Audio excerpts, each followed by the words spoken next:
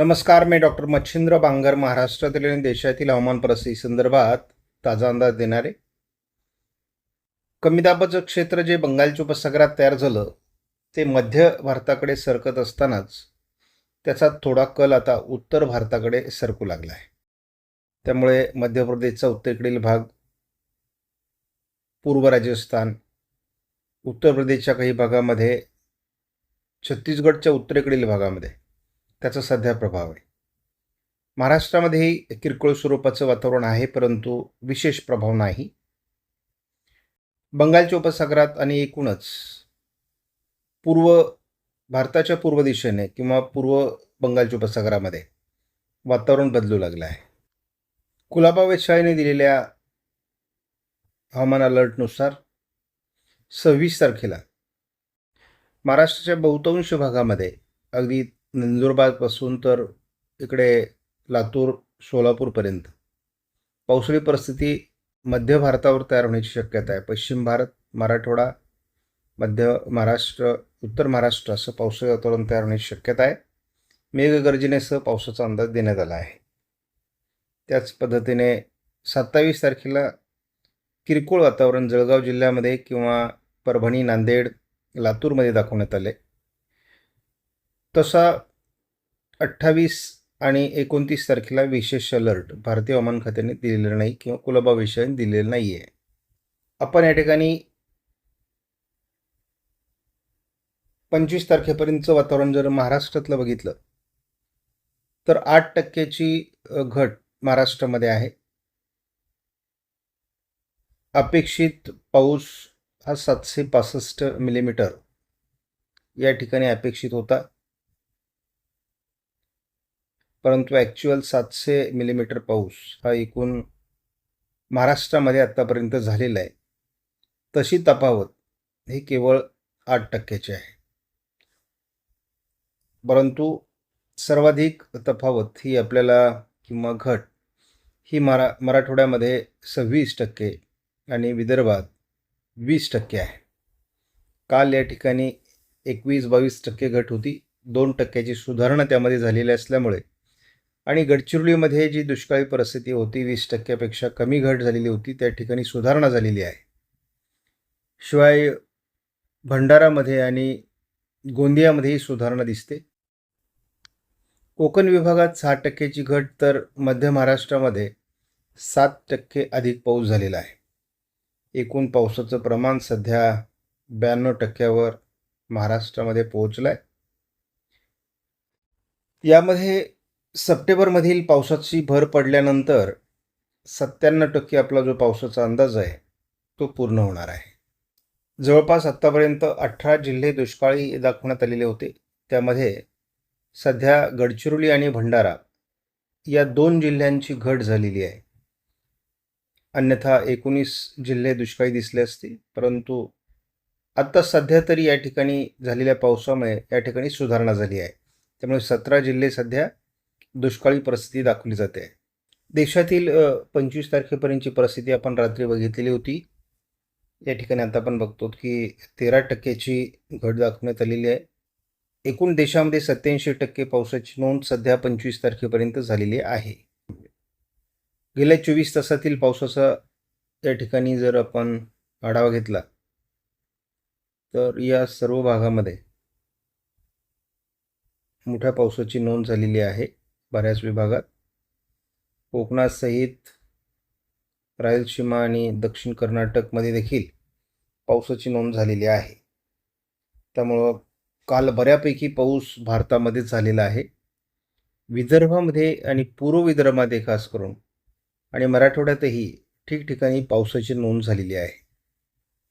CFS मॉडेलचा अंदाज आपण जर बघितला तर दक्षिण मराठवाडा आणि पूर्व विदर्भ असा पावसाचा अंदाज आहे.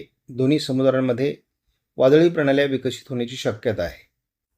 शिवाय हे वातावरण पहिल्या आठवड्यामध्ये सप्टेंबरच्या राहण्याची शक्यता आहे. त्यामुळे विदर्भातील दुष्काळ कमी होऊ शकतो, त्याची तीव्रता कमी होऊ शकते. आपण GFSचा अंदाज 1 तारखेपासून जर या मॉडेलच्या माध्यमातून बघितला तर आपल्याला या ठिकाणी बंगालच्या उपसागराच्या मध्यावर एक वादळी प्रणाली विकसित होण्याचा अंदाज दिलेला आहे. 2 तारखेला ओरिसा, छत्तीसगड, पूर्व विदर्भ या भागावर त्याचा परिणाम होतोय. 3 तारखेला विदर्भ, मराठवाड्याच्या काही भागात परिणाम दाखवण्यात आलाय. पहिल्यांदा 4 तारखेला ही हवामान प्रणाली संपूर्ण भारताच्या भूभागावर परिणाम करण्याची शक्यता आहे.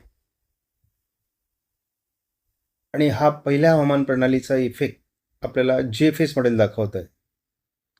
5 तारखेला अपेक्षेप्रमाणे उत्तर महाराष्ट्र, नाशिकसह मुंबईपर्यंत अतिवृष्टीची शक्यता दाखवण्यात आलेली आहे. 6 तारखेला ही प्रणाली गुजरातवर सरकून जाण्याची शक्यता आहे. 7ला विशेष वातावरण नाही. 8ला मात्र उत्तर महाराष्ट्रात, उत्तर कोकणामध्ये पावसाची शक्यता आहे. 9 तारखेला नवीन हवामान प्रणाली अंदमान निकोबार बेटांच्या बाजूने विकसित होणं अपेक्षित आहे.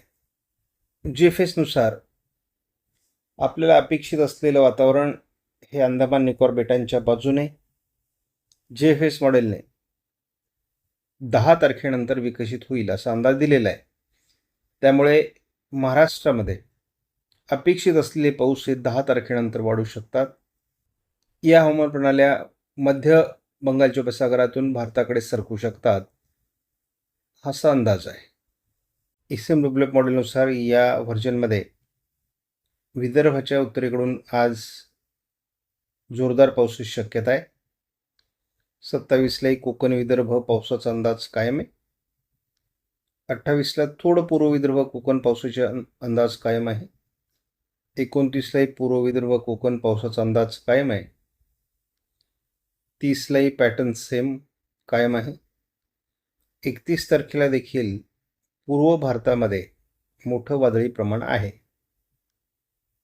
1 तारखेला एक वादळी प्रणाली जी JFSने दाखवली आहे त्या पद्धतीची एक वादळी प्रणाली या ठिकाणी आहे. मात्र ISMWF मॉडेलने ही मध्य उत्तर भारत असं दाखवलेली आहे. त्यामुळे महाराष्ट्राचा परिणाम दाखवलेला नाही. 3लाही विशेष वातावरण नाही, मात्र स्थानिक वातावरण असेल. 4 तारखेला महाराष्ट्राच्या उत्तरेकडून उत्तर महाराष्ट्र, विदर्भ, उत्तर मराठवाडा या भागात पावसाचा अंदाज आहे. 5 तारखेला देखील महाराष्ट्रात पावसाचा अंदाज कायम आहे. यामध्ये मराठवाड्याचे काही जालना वगैरे, परभणी, नांदेडपर्यंत आणि मग अकोला, अमरावती, बुलढाणा, नागपूर, भंडारा, गोंदिया, चंद्रपूर, गडचिरोली, वर्धा, यवतमाळ या ठिकाणी पाऊस होईल. 6 तारखेला एक पूर्व विदर्भात पावसाचा अंदाज आहे. 7ला पूर्व विदर्भात पावसाचा अंदाज आहे. कोकणातील पाऊस मात्र आता कमी होणार आहे. म्हणजे हे लॉजिक बरोबर आहे, कारण 30 तारखेनंतर कोकणातला पाऊस कमजोर होतो. 8लाही विशेष वातावरण नाही. 9ला वातावरणीय बदल आहे आणि तो म्हणजे विशाखापट्टणम वगैरे या भागात आता बाष्प वाढू लागले आहे आणि हेच बाष्प आपल्याला महाराष्ट्राला 10 तारखेपासून पुढे 25 तारखेच्या दरम्यान पाऊस देऊ शकतं का यावर आपण अंदाज बघणार आहोत. परंतु एक लक्षात घ्या, जर आता JFS मॉडेलचा नवीन अंदाज सोडला तर महाराष्ट्रासाठी ISMWF मॉडेलने पहिल्या 10 दिवसात फारसं खास वातावरण दाखवलेलं नाही. 4 आणि 5 तारखेला थोडं पावसाळी वातावरण वाढून विदर्भात पावसाचं प्रमाण वाढताना दाखवलेलं आहे. आपण महाराष्ट्रात काय परिस्थिती भविष्यात राहू शकते याचा झटपट अंदाज बघणार आहोत. आज कोकण किनारपट्टी, महाराष्ट्रात ढगाळ वातावरण, विदर्भात पावसाची मेघगर्जनेसह शक्यता. अमरावती, वर्धा, नागपूर, भंडारा, गोंदिया, चंद्रपूर, गडचिरोली, यवतमाळ, वर्धा आणि वाशिम पूर्व भागामध्ये पावसाचा अंदाज कायम आहे. हा रात्री उशिरापर्यंत असण्याची देखील शक्यता आहे. विदर्भात पावसाळी वातावरण आहे. दक्षिण कोकणात पाऊस चांगल्या प्रकारचा असू शकतो. पूर्व विदर्भात पावसाचं प्रमाण चांगलं राहू शकतं. त्यानंतर आपण महाराष्ट्रात ढगाळ परिस्थिती 28लाही आहे. थोडं नागपूर, भंडारा, गोंदियामध्ये मॉडेल पाऊस दाखवत आहे. अमरावतीपासून गोंदियापर्यंत पाऊस 29लाही आहे. बाकी महाराष्ट्रात विशेष वातावरण नाही. घाट माथ्यावर थोडं पावसाचं वातावरण आहे, परंतु 30, 31, 1 विशेष वातावरण दाखवलेलं नाही. 2लाही विशेष वातावरण नाही. 3लाही विशेष वातावरण नाही आहे. 4ला मात्र जळगाव, अकोला, अमरावती, अगदी गोंदियापर्यंत महाराष्ट्राच्या उत्तरेकडून म्हणजे विदर्भाचा उत्तरेकडील भाग आणि उत्तर महाराष्ट्रात जळगाव जिल्ह्यामध्ये आणि थोडंफार जालना, परभणी, वाशिम, हिंगोलीमध्ये वातावरण बदलण्याची शक्यता आहे. हे वातावरण आपल्याला 5 तारखेलाही विदर्भामध्ये जालन्यासहित जालना, वाशिम, हिंगोली, अकोला, अमरावती, नागपूर, भंडारा, गोंदिया, चंद्रपूर, गडचिरोली, यवतमाळ, वर्धा या भागात असण्याची शक्यता आहे. परंतु आपण एकूणच लक्षात घेतोय की विदर्भ वगळता विशेष वातावरण आपल्याला सप्टेंबरमध्येही नाही आहे. म्हणजे फार समाधानकारक वातावरण आपल्याला सप्टेंबरमध्ये देखील दाखवलं जात नाही आहे. सुरुवातीला 9 तारखेपर्यंत तरी आपल्याला सर्वसाधारण पाऊस आहे. कोकणातील पाऊस देखील जशी आपल्याला सप्टेंबरची सुरुवात होते तो कमी होताना दिसतोय. त्यामुळे हे मोठ्या दुष्काळाचे संकेत आहेत. आपण बघितलेले आयुडी निष्प्रभ झालेला आहे आणि एलिनोचा प्रभाव वाढलेला आहे. पर्यायाने आपण एका मोठ्या दुष्काळी परिस्थितीकडे ढकलले जातो आहोत. आपण एक धावता अंदाज या ठिकाणी 1 तारखेपासूनचा GFAचा जर घेतला, एक हवामान प्रणाली या ठिकाणी दाखवली जात होती. ह्या मॉडेलमध्ये दाखवली जाते का आपण ते बघणार आहोत. 2 तारखेला आपण ही हवामान प्रणाली बघतो. महाराष्ट्रावरून ती पास होते आणि खास करून विदर्भ, मराठवाडा, मध्य महाराष्ट्र, उत्तर महाराष्ट्र असं ती पास होताना दाखवलेलं आहे आणि हा अंदाज खरा ठरावा एवढीच एक अपेक्षा आहे. परंतु GFS मॉडेलचे अंदाज किती जुळतात ते आपल्याला बघावं लागेल.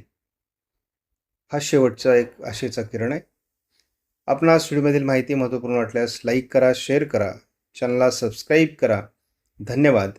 जय हिंद, जय महाराष्ट्र, जय बळीराजा.